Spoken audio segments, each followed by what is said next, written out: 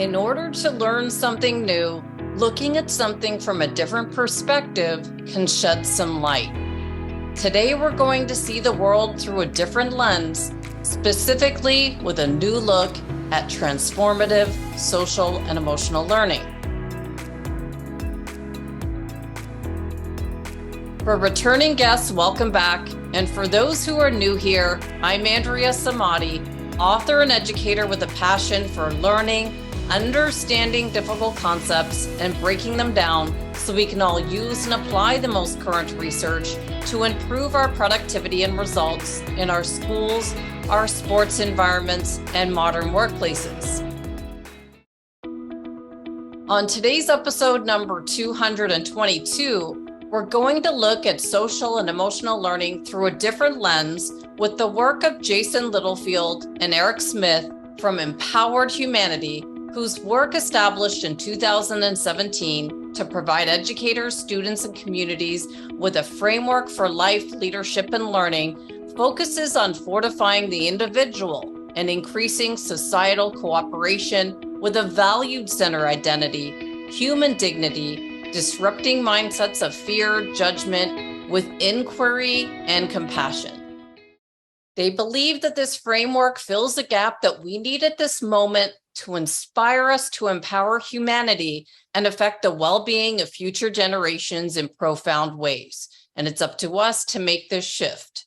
I'll let you decide what you think. Let's meet Jason Littlefield and Erec Smith and dive into their framework to view social and emotional learning through the lens of human dignity and our shared humanity to see where we could expand our awareness and close any existing gaps.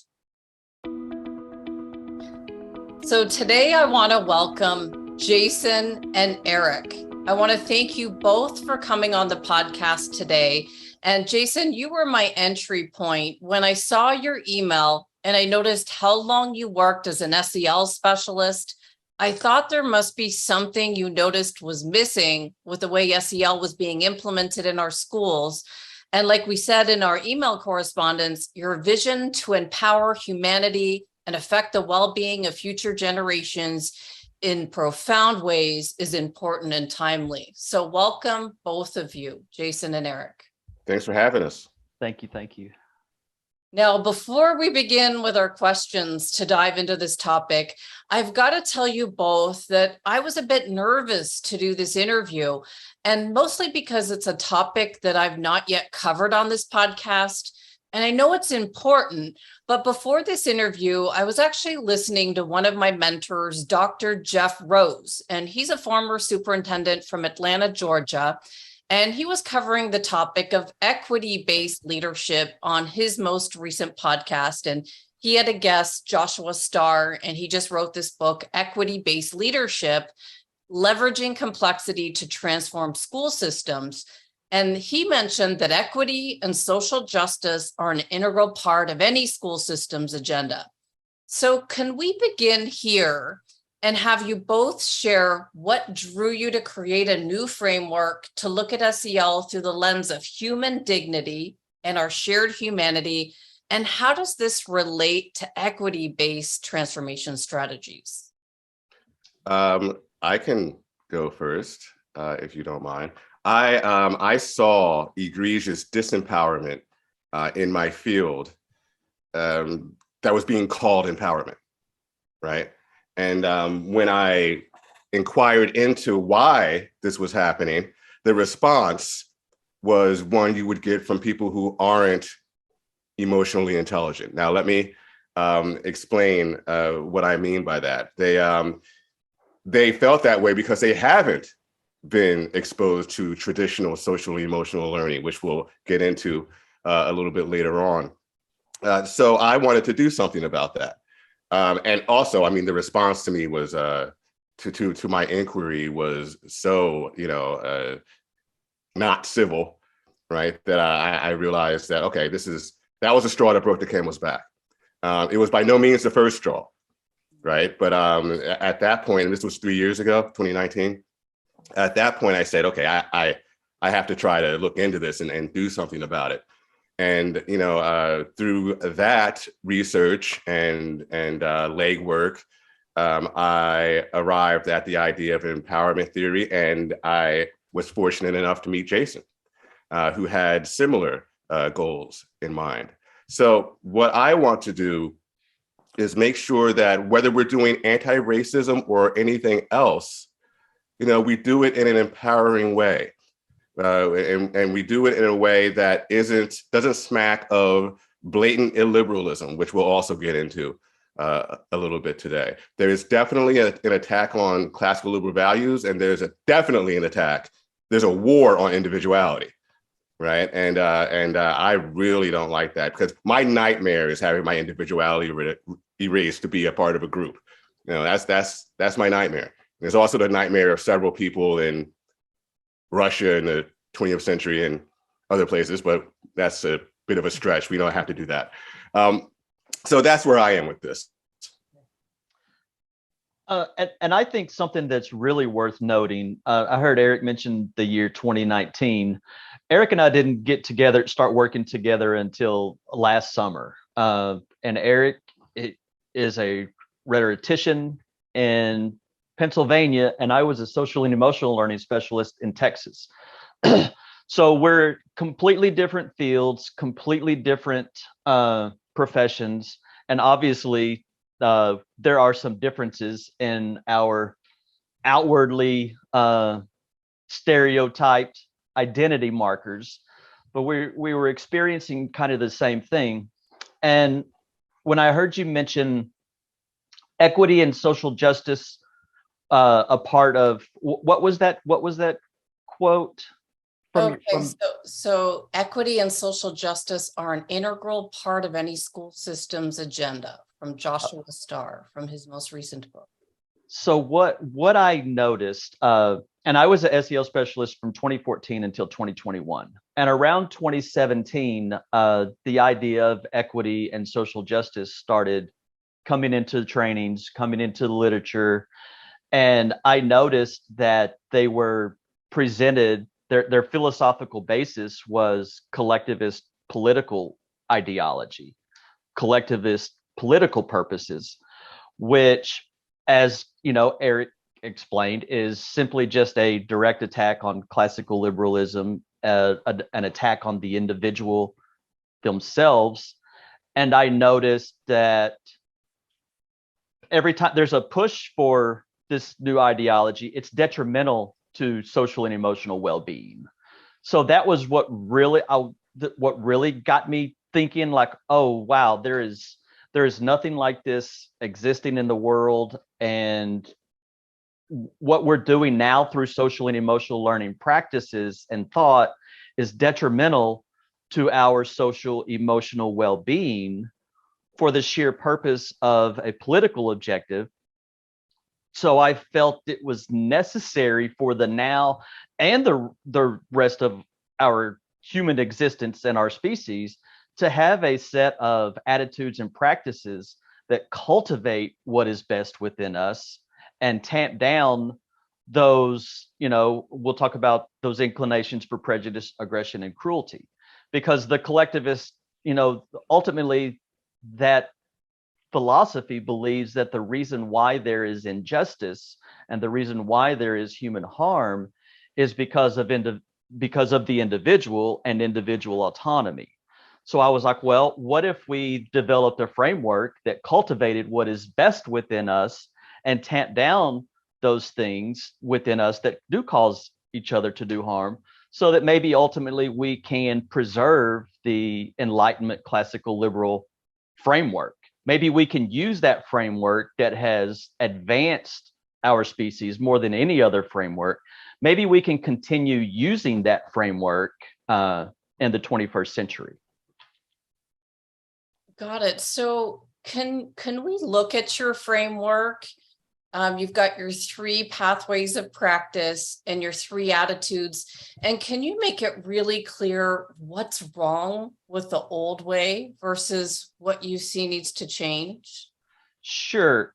I would like to read a little something taken from a Castle video. And this is a quote from Rob Jagers, who is the Castle Vice President of Research. And we'll touch on just this initial concept of fairness. And I want us to look at how that classical liberal value of fairness is being shifted. And he says that, and this is from a video called Castle Cares, SEL as a lever for equity and social justice. But Rob says, fairness is a fundamental consideration in transformative SEL. As young people get older, as children begin to age, they can understand fairness in different contexts. So that's the first clue, okay, there's a shift here. So fairness in different contexts. Issues of identity begin to intersect, there's that word intersect, with the basic understanding of how to treat people. And then we as the adults help them to scaffold that knowledge, and then have them become more fairer, more humane, or just etc. So that's the shift that this new approach, this new collective philosophy is more humane, and it is better than the old way. And then one of the just an initial well, it's not working, is that whenever we separate ourselves from somebody, focus on seeing them as an other, it builds up psychological conditions to do that person harm. And not just that person, but other people that look like those people. Mm-hmm. So, and then also the new way of self-awareness, the examples that Castle gives for self-awareness are racial identity and gender identity. And then for self-management, they talk about collective agency. So it's just clear that this new approach is a more of a political framework than a human-centered framework. And I want to stop right there and let Erec chime in. Well, I'm smiling because I literally pulled up the screenshot of what he's reading right now. Right. And their idea of SEL, let me be as clear as possible here. It's one thing to have, traditional SEL and transformative SEL and acknowledge them both, right? If we have a particular telos, a particular goal, maybe we need to look at transformative SEL for this particular situation or things like that. There's another entirely to fully replace traditional SEL with transformative SEL. That is a political movement comparable, and I'm going to keep doing this, comparable to some of the things that Vladimir Lenin said about education in the 1920s when he was trying to bolster and maintain communism in Russia. All right, so that idea concerns me.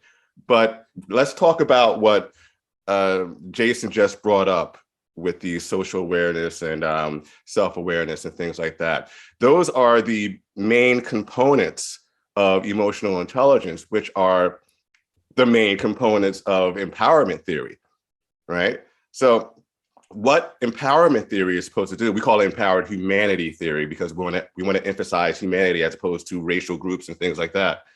What empowerment theory is supposed to do is be more broad. We have self-awareness as racial, class, gender identities. No, self-awareness as identity, period, right?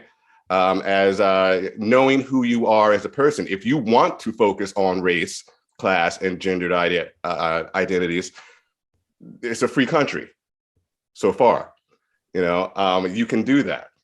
But if you're narrowing it down to race, class, and gendered identities, that's not really SEL. That's SEL insofar as it pertains to social justice goals.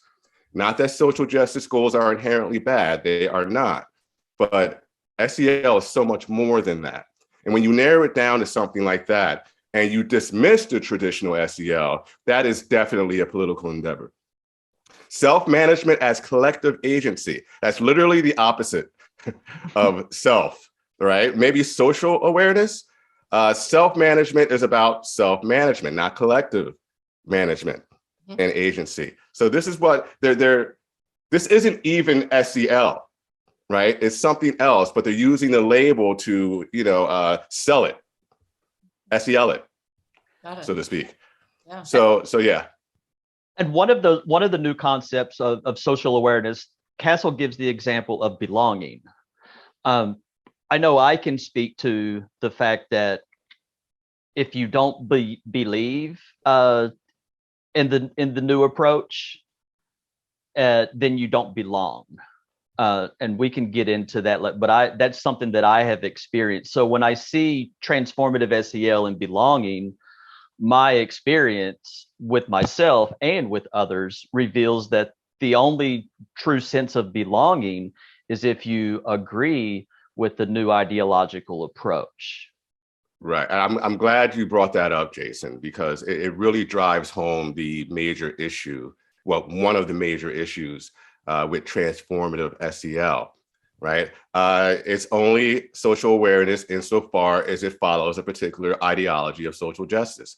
So when you're being self-aware and self-managing, you're figuring out who you are as an individual. But if who you are as an individual is somebody who doesn't emphasize social justice as much as other people, that's wrong, right? So this is not a very open-minded and collective ideology or practice at all, really. It's narrowed. You're only allowed to be one, two or three things, or really you're only allowed to be one thing when it comes to social justice. And that's not what we're trying to do here. So what are you hearing? Have you shared your model with schools? What are you hearing? Have you had pushback? Have you had positive feedback? What are you hearing with these ideas of what you're seeing with SEL? Jason? I will start with, have you received pushback? I want to go back to 2017, 2018, when I first, kind of really started piecing things together. And I would like to add that in 2012, I saw this new tidal wave in the culture coming. And I made the ultimate decision to leave the country and to not be a part of the destructive, the divisive, the dehumanization that was clearly coming down the pipe. So once I saw it enter, and then obviously I did come back to the United States, but experiencing the ideology and coming up with a humanity-centered approach, I was isolated from my working group. I've had former colleagues use the term bullying behavior was directed towards me. When I was still working with the district, I was ultimately told not to share the humanity-centered framework with the local people that I was working with. And then I for years, I tried to have this conversation as a professional, because I understood, like, we're wreaking social emotional havoc. Like, we're destroying ourselves. We're eroding ourselves from the inside. So there was great pushback. I've been called somebody that's perpetrating white supremacy. I've been called all kinds of horrible names. But I will say that we are here in a couple of weeks, we're beginning a year-long journey with a school district that specifically sought us out because they see value in what we're doing, and they also see the historical harm that comes from when these ideas are generated into the public. And it's very complicated because compassion, love, and rage have all been weaponized so that's part of also what Eric and I, what we're trying to do is explain what this divide is, explain what things are, that it's more of a philosophical and moral sense of values rather than the ideology. So there's been a lot of pushback, especially early on, but I think now people are ready, and they're hungry, especially people that have been in equity and been in the social justice movement for years, and report that, at the end of the day, we're still divided. And then there's really nothing that has come out of this. It's just this constant state of cynicism while dreaming of this utopian vision. And so that people are now starting to see the real value in what we're doing. Can we look at it? Like, what are your Sure. 3 pathways to practice, and what are your 3 attitudes? Because I think if we look at what it is, it makes it, easier to understand. Exactly. Eric, you want me to? You start first, and I'll jump in because I have some shameless plugs to put in there as well. So one of the first attitudes is a value-centered identity. I notice so much of not just but children are being asked to put themselves in these boxes, racially, genderly, and sexually, put ourselves in one of these identity markers. Well, from the classical liberal and from that standpoint, we believe in a value centered, like where people select what their values are, and we do this through our workshops. We have and it's even online for free, but a worksheet for people to self-select their own personal values, so that those values can guide and direct their thinking and their behaviors. So if all of our actions come from our core values, that's more of a whole person. SEL talks about the whole child, but if we're not leading from that value sense, we're only acting as a reduction of ourselves. And then also one of the other attitudes is developing mindsets of inquiry and compassion over fear and judgment. Because that those reactions and responses of fear and judgment are those primitive thoughts from our brain, and that fear and judgment, those are the things that limit the potential of ourselves and can limit the potential and cause harm to other people. So how do we, in the moment, disrupt those thoughts of fear and judgment to lean into inquiry and lean into compassion? And then the third attitude is a dignity lens. How do we celebrate our differences, but then honor the dignity of self and others? And my really kind of fascination with this concept of dignity came through Donna Hicks's work. And then looking at others, but a way that we can break down dignity is separating the human from the being. And what I mean by that is what you see and hear and are interacting with is my biology and my conditioned personality. And we all have unique features of that, but what we have deep inside of us beneath that is our being. And all beings share two things. Doesn't matter how old, doesn't matter what our skin color, our gender, identity, any of that. All beings share the desire to avoid suffering and the desire to alleviate suffering when we encounter it. So how do we, navigate our daily lives through this dignity lens without harming each other? So those are the 3 big attitudes. And then the pathways of practices are practices that build awareness and equanimity, practices that celebrate our common humanity and break the walls of indignity, and then practices that build kindness and compassion for self and others.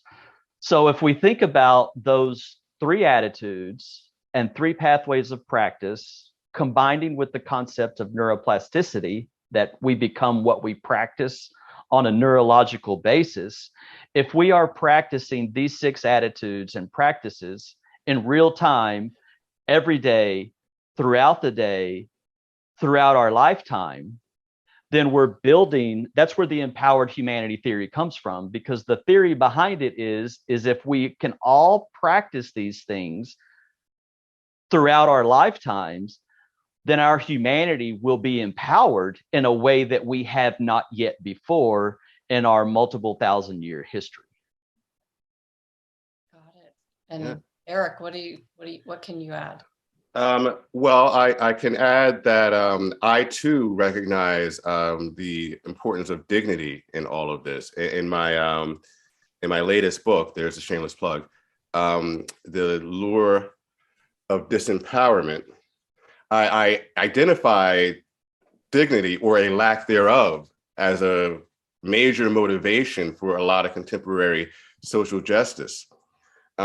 What I see in my field in activist circles and things like that are what I call in the book a dignity grab.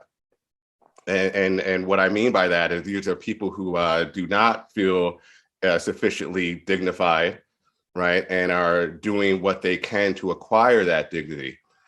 And obviously they're doing it in ways that aren't emotionally intelligent, in my opinion. They're doing it in ways that necessitate a degradation of people they see as enemies, and not a attempt to understand, right? Which is what SEL is supposed to be about, to an extent, at least part of it anyway. So that is why I embrace empowerment theory, the psychological theory that I came across in the 90s, but didn't really get into until recently, right? I embrace that because the 3 components of that, and Jason touched on them just now, but I'll retouch on them. The 3 components are typically called the intrapersonal, the interactional, and the behavioral. So the interpersonal is what Jason called, self-awareness, emotional self-control, achievement orientation, how you motivate yourself. I add by implication, intrinsic secure base. How do you create a sense of security in yourself? What are the steps you can take to do that? And that is important because you need to be, sufficiently self-aware and sufficiently able to self-manage in order to do the other 2 components. The other being interactional, which is getting together with other people, understanding, having organizational awareness, understanding your environment and the values, attitudes, and beliefs that are favored therein, right? And then there's the behavioral, which is collaborative. Jason mentioned, empathy and understanding and things like that. Insofar in, in my research about the empowerment theory anyway, insofar as it helps us collaborate to make the world a better place, right? We identify what are called superordinate goals, goals that totally disparate groups can have, that they can work together to acquire. All those things are necessary to be truly empowered. The thing is, though, a lot of people, and I was guilty of this for quite some time, they skip the intrapersonal, right? They skip the need to be self-aware. They skip the need to acquire skills of emotional self-control. They skip the importance of anti-fragility, right? And obviously, what I talked about before, achievement orientation, secure base. And if you skip that and you're insufficient in that component of empowerment, there's going to be a domino effect with the other components.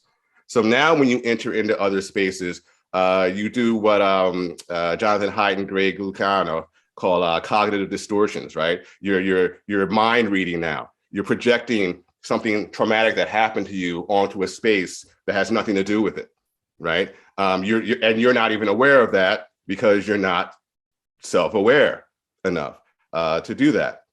So you're fortune telling now, you're catastrophizing, right? You're assuming that people are a certain way because of the way they look. So there's an inherent fallacious component to this whole thing, right? So that's what I'm trying to do. We are trying to get all of those things together, and traditional SEL is supposed to be that.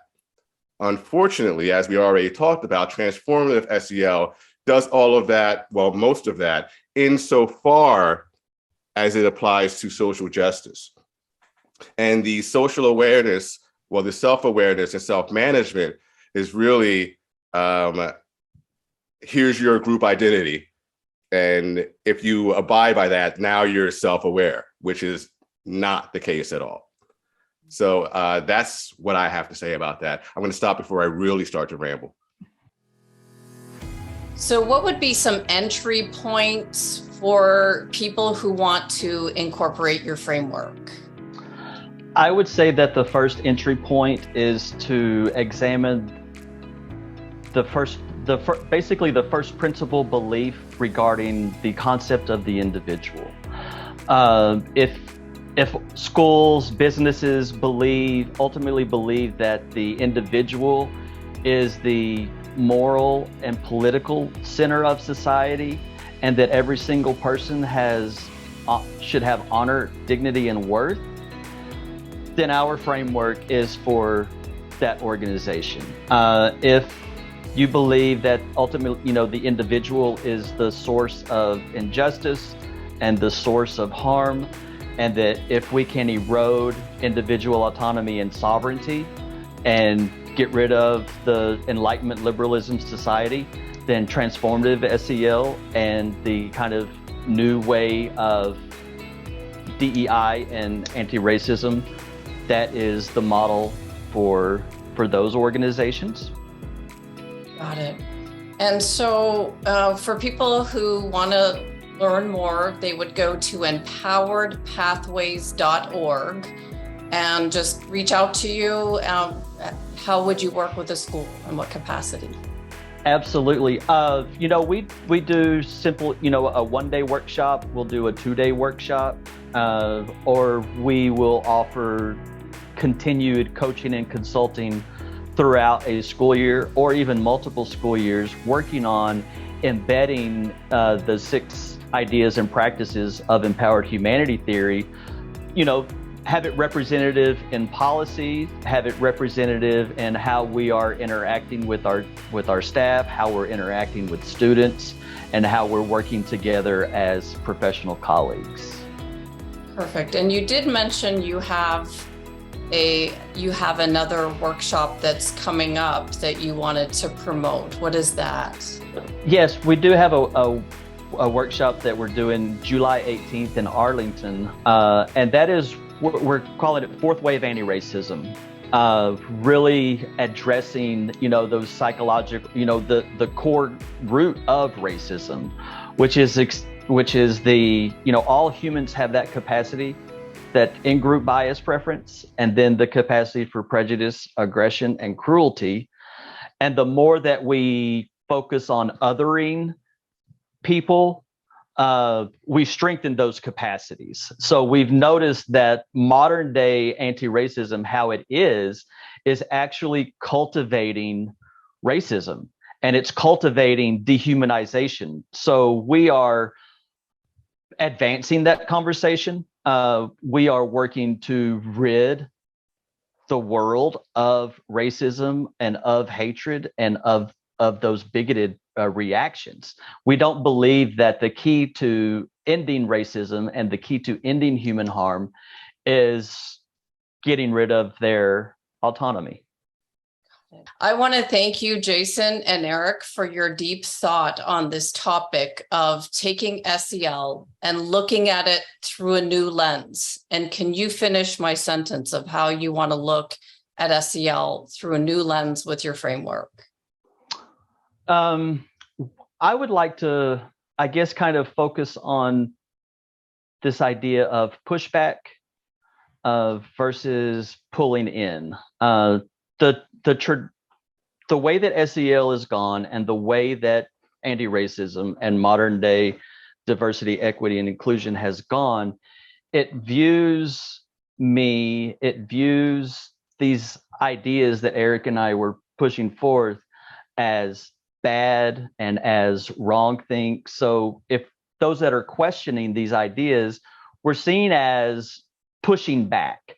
Essentially, what we're doing is we're reaching in to offer support to those that see the value in the individual and that want to strengthen our shared humanity and want to advance our species beyond this kind of barricade that we're putting ourselves in. Got it. Well, thank you so much for coming on the podcast and sharing your framework. Thank you so much.